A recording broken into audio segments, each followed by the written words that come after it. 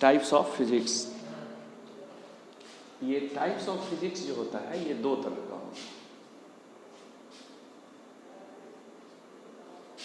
ये फिजिक्स दो टाइप का होगा। एक को कहेंगे क्लासिकल फिजिक्स, क्लासिकल फिजिक्स कहेंगे, और दूसरे टाइप को बोलेंगे क्वांटम फिजिक्स, क्वांटम फिजिक्स कहेंगे। अब ये जो क्लासिकल फिजिक्स है ये 4 टाइप का होता है। ये कितने टाइप का होगा? 4 टाइप्स।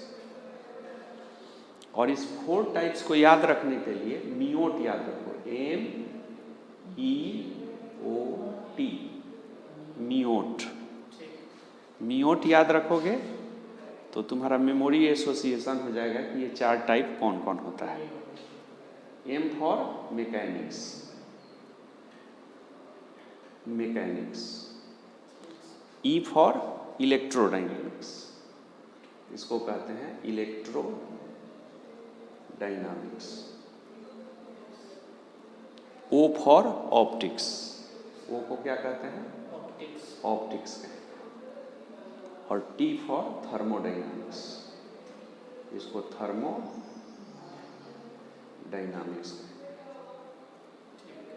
तो क्लासिकल फिजिक्स 4 तरह का होगा। मियोट, अब इन मियोट से मैकेनिक्स, इलेक्ट्रोडायनामिक्स, ऑप्टिक्स और थर्मोडायनामिक्स ये होता है।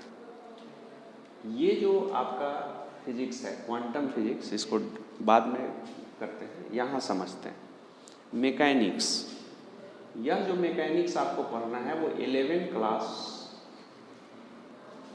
बुक 1 NCERT और बुक 2 में कुछ चैप्टर आपको मैकेनिक्स का पढ़ना है। इलेक्ट्रोडायनामिक्स में 12th क्लास में पढ़ना है।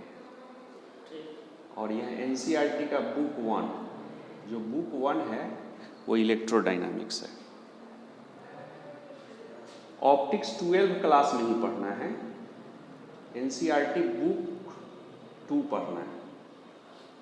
इसका 2 चैप्टर है, एक रे ऑप्टिक्स है और एक वेव ऑप्टिक्स है। 2 चैप्टर, इसका 2 चैप्टर्स पढ़ना है 12 का। थर्मोडायनामिक्स 11th क्लास में पढ़ना है बुक 2 में।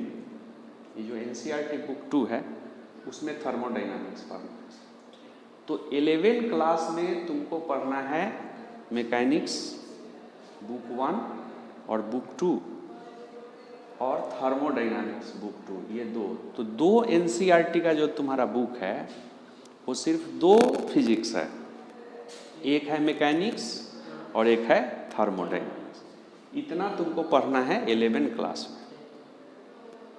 और देखो इलेक्ट्रोडायनामिक्स 12 में जब आओगे तो 12 में हमको पढ़ना है इलेक्ट्रोडायनामिक्स और ऑप्टिक्स। बुक 1 पूरा का पूरा क्या है?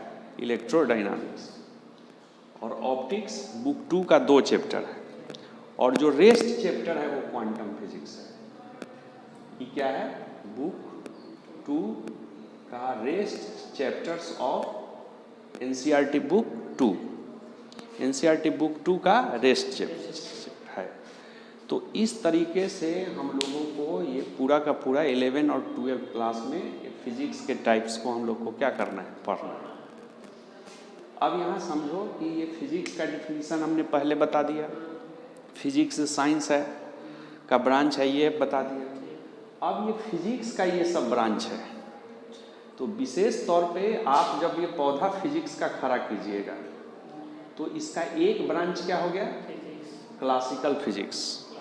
और एक दूसरा ब्रांच क्या हो गया? Quantum physics.